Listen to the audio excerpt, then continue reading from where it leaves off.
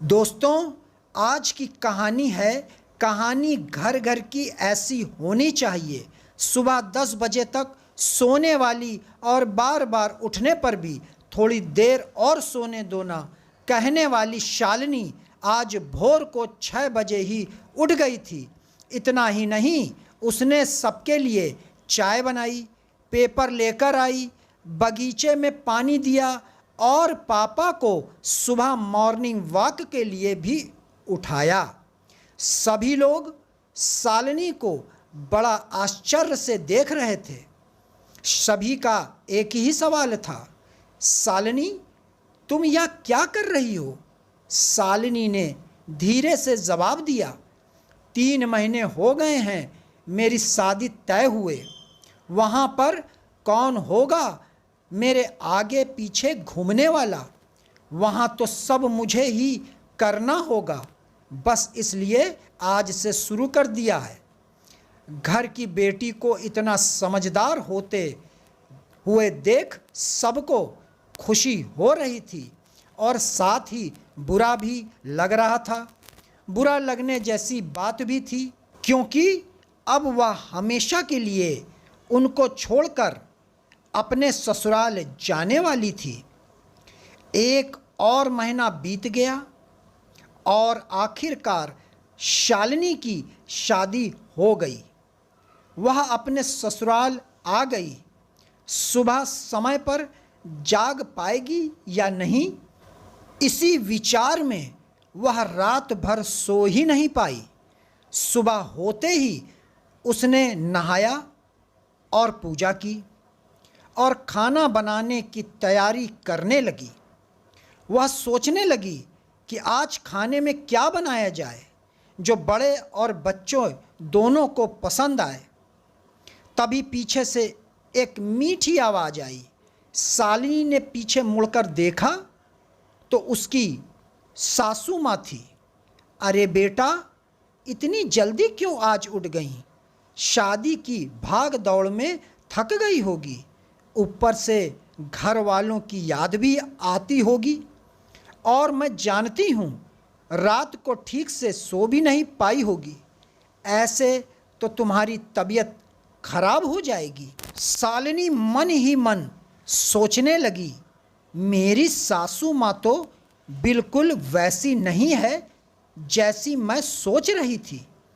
मैं तो डर के मारे कितने दिनों से सुबह जल्दी उठने का प्रयास कर रही थी। यहाँ तो परिस्थिति बिल्कुल अलग है। शालिनी ने कुछ काम खत्म ही किया था कि तभी सासू माँ ने आवाज़ दी, बेटा इधर आओ, देखो तो सही मैं क्या बना रही हूँ। मटर पनीर, पराठा और गाजर का हलवा। अरे वाह, यह तो सभी मेरी फेवरेट डिश हैं। शालिनी बोली। उसे तो कुछ समझ में नहीं आ रहा था। उसे लग रहा था जैसे यह सब सपना है। शालिनी को एहसास हुआ कि यह सपना नहीं, सच है। सासू माँ ने कुछ कहा, शालिनी सुन नहीं पाई। वह थोड़ा डर गई। उसे डरा हुआ देखकर सासू माँ ने कहा, शालिनी ज़रा इधर तो आओ, यहाँ तो बैठो, मेरी बात ध्यान से सुनो और समझो। शादी का मतलब लड़की की परीक्षा नहीं होती है। तुम्हारी शादी सिर्फ मेरे लड़के से नहीं हुई है, जितनी जिम्मेदारी उसकी तुम्हें खुश रखने की है उतनी ही हम सबकी भी। हम तुम्हें घर में सिर्फ काम करने के लिए नहीं लाए हैं।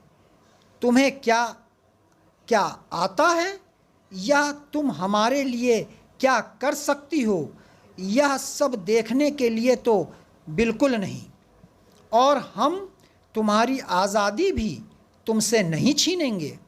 अगर अपनी बात करूं तो मुझे सिर्फ एक अच्छी फ्रेंड चाहिए थी। मैं बिल्कुल नहीं मानती हूं कि बहू को सुबह सुबह जल्दी उठकर पूजा पाठ करना चाहिए, और मैं यह भी नहीं मानती कि बहू को बहुत अच्छा खाना पकाना आना चाहिए। शादी का मतलब तुम्हारे सपनों का बलिदान नहीं होना चाहिए, बल्कि मैं तो कहूँगी कि शादी का मतलब तुम्हारे सपनों को और ज़्यादा ऊंची उड़ान देना होना चाहिए। हम सब हमेशा तुम्हारे साथ हैं, हर दिन हर पल। शालिनी की शादी को अब 10 साल बीत चुके थे। इन 10 सालों के सफ़र में उसने जो अनमोल रिश्ते कमाए थे, उनमें से एक थी माँ। जी हाँ, वही सासू माँ जो अब उसकी माँ बन चुकी थी। शालिनी ने अपने जीवन में काफ़ी उतार चढ़ाव देखे थे, लेकिन उसके मन में यह एक सोच बहुत पक्की बैठ चुकी थी कि जब भी उसके लड़के की शादी होगी और वह घर में बहू लाएगी, तो वह भी अपनी सासू माँ की तरह ही अपनी बहू के साथ व्यवहार करेगी। टीवी सीरियल में सास बहू को दिखाया जाता है, वही वास्तविकता है। ऐसा बिल्कुल नहीं है। समय के साथ लोग बदलते हैं, लोगों के विचार बदलते हैं।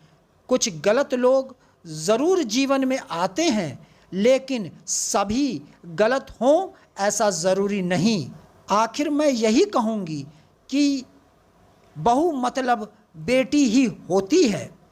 गलतियाँ तो हर किसी से होती हैं, इसलिए बहू के साथ भी वैसा ही व्यवहार करें जैसा खुद की बेटी के साथ करते हैं। तो दोस्तों, आज की यह सुंदर सी कहानी आप लोगों को अवश्य पसंद आई होगी, तो हमें कमेंट में लिखकर ज़रूर बताएं। हमें लाइक करें, सब्सक्राइब करें। नमस्कार।